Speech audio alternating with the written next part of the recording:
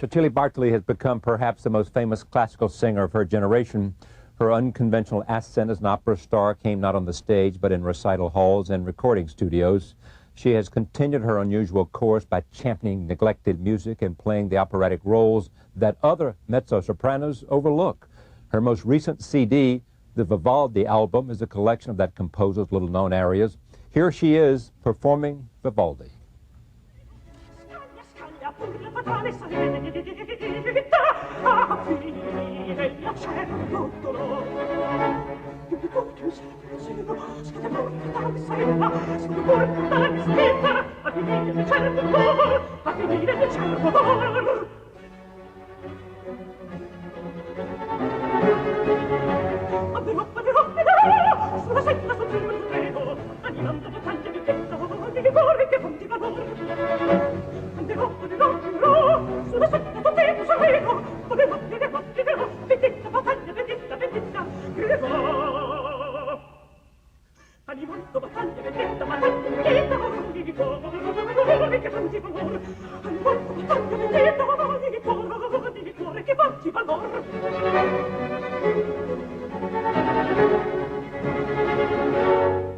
I am pleased to have her here. Tell me what those words were in Italian. What were you saying? We're saying this was anderò, volerò, griderò. Means I will go, I will fly, I will scream. So it's a really dramatic aria. So and then this is what is amazing about the music of Vivaldi. You have is so powerful with the such an incredible variety in the music. You can feel, yes, the sea. You can feel nature. You can feel everything in his music. I really like his music a lot. And we know Vivaldi, of course, for his instrumental pieces, for the person who wrote the Four Seasons, but he was the great composer of the 18th century, like Handel. Yes. Lived about when in the 18th century? I mean, he was born in 1678. Ah. Yes, and then he was a priest, he was a violinist, he was an impresario, manager, and of course, and great composers. Yeah. Who else do you love? Love. Among composers. I mean, other composers or in that period? Yeah. Or No, just period. I mean, whose work do you sort of look forward to singing the most? Or does it vary depending on your mood, the time, or whatever? Yes, I mean, a composer was very important for me since I was start my career. Is Mozart and Haydn. I'm working with some operas of Haydn. I did some opera of Haydn, and I feel the music of Mozart is incredible what it was able to express with this music, and the operas of Mozart are so intense, and the women of Mozart are very fragile, I think. The women are fragile? Yes, with a lot of conflicts, yeah. And you like that? I like that. I like to see the operas as roles in a three-dimensional way, yeah. Mm. You were sort of identified with the Baroque period, yes? Yes, Baroque period is a very interesting period of in the history of music, and I'm very interested to the Baroque structure, which is quite fascinating to discover that. Yeah.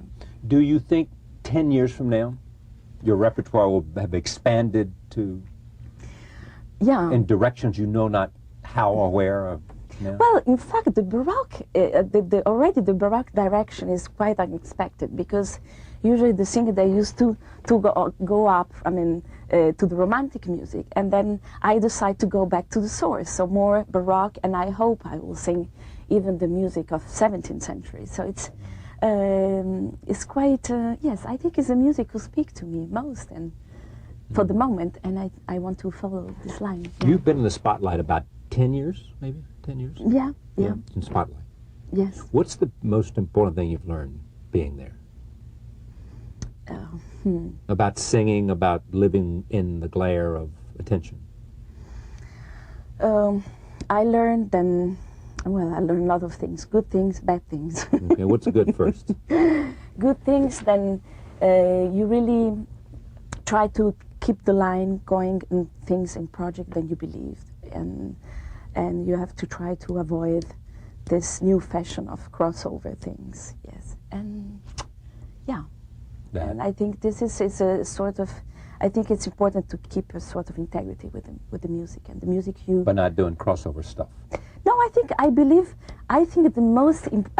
real crossover for me is not the one that we are used to listen. I mean, to move to a different kind of repertoire. I think the real crossover is to bring music, to bring audience in what are you doing, and not to go to them with something else. So to bring audience.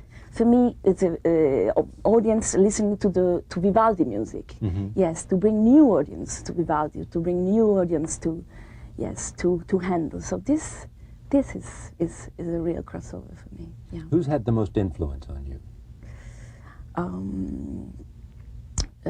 As a living person.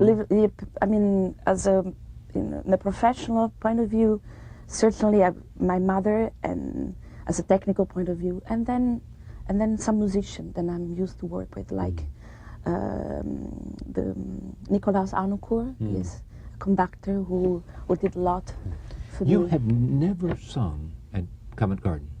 Not yet. I'm next year? Next year, yes. Yeah. And you know what? What? I'm planning is something very interesting, because I'm planning to sing the one opera of Haydn. Yeah. Then Haydn wrote for London, but he was unable to perform this opera in London. And finally, so it's the story of Orfeo and Euridice.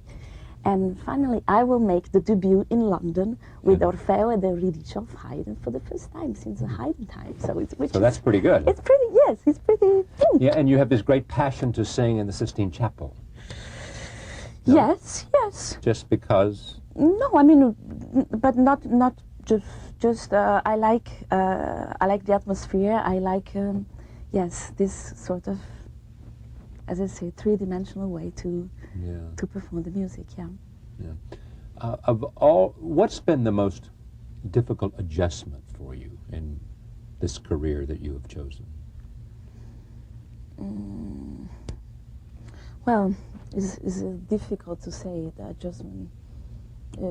Just keep going with the, as I said, just to try to convince people. Then the repertoire I decide to sing is important, and is important for me. Is a sort of responsibility for a musician to bring some music alive. I mean, the music. I think it's a shame in a way. I mean, for me to go to Torino and to find the music of Vivaldi, to read the manuscript. I mean, it was an incredible experience. Yeah. But I think our mission is to bring this music on stage. The music is not made to stay on the libraries. It needs to be performed, And then this is, what is difficult sometimes to convince people, then there's a lot of music need to be discovered, This gift you have, you see it as a gift? Yes, it's a gift. It's a gift, but I think the voice is a little bit like a stone. Then you need, the moment that the God give you this gift, you need to know how to cut the stone. Otherwise, it's just a piece of stone, And then it's a gift, but with also the gift of my mother to try to, Do you think that there are lots of people who have the gift but don't know it, and therefore don't train it, therefore don't cut the stone? Yes, of course. You just never know. Oh, never know. I'm sure you can have an incredible baritone voice, but you need to know, you need to try, you need to make lessons, and then to discover that.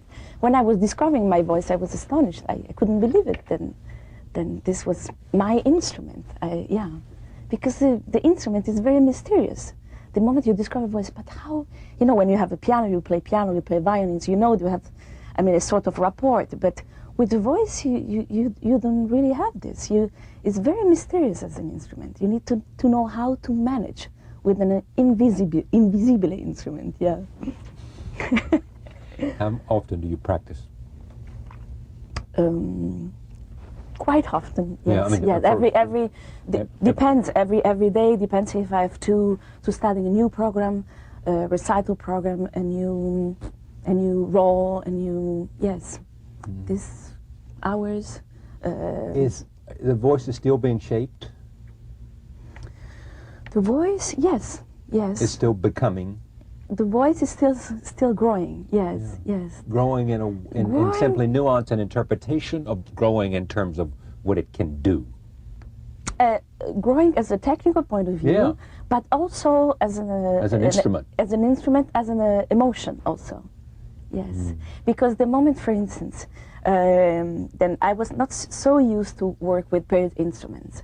So with period instruments, it's so fascinating to discover a new sound. Yeah. You know, the sound of the winds, for instance. It's completely different, and you need to match your voice with this kind of sound, which is a big discovery. Yes, I mean with the Vivaldi. I mean, of course, with the Handel. I mean, I was making the Handel a big tour of Rinaldo of Handel, and then we did a recording also, and then it's amazing how you need to really to play with a different sound than the sound is produced with modern instruments. Yeah. It was inevitable that you would do this, become an opera singer, because of your parents, because of your gift, Yeah. because of No, but it's the world you knew. No, because my big passion was to become a flamenco dancer. And what so- happened to that? And yeah, good question. What happened then? Then at the same time, I was studying piano for years. I was studying trumpet also. Trumpet for 2 years, 3 years, yes. And then I was taking lessons with my mother. I was just looking for, I was opening several doors, and then I found that then probably the stone was in the voice. So The what? the stone, the famous stone was talking about. So it's this I discovered that probably the voice was the line to follow. Yeah. What was your experience with Von Karajan? The experience with Karajan was great because I did an audition with Karajan in Salzburg, and then I was working with Karajan for a few months in this project, the Halmon Mess of Bach. Right. And then unfortunately he died just before the concert. So But he sort of introduced you in a way to Bach.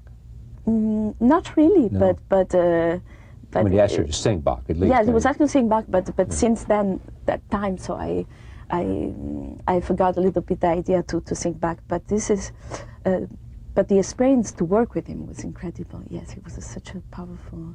Powerful. Yes, powerful. But he was able, I mean, with just one finger to explain a world. Yes.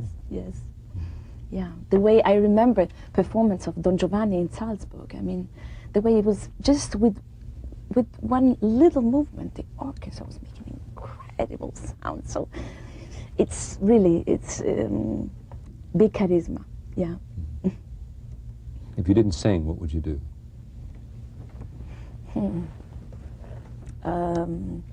I don't know. Probably I would like to know this in Flamenco 30 dancer. years. No. Trumpet player. Who knows? Yeah. Thank you. Thank you.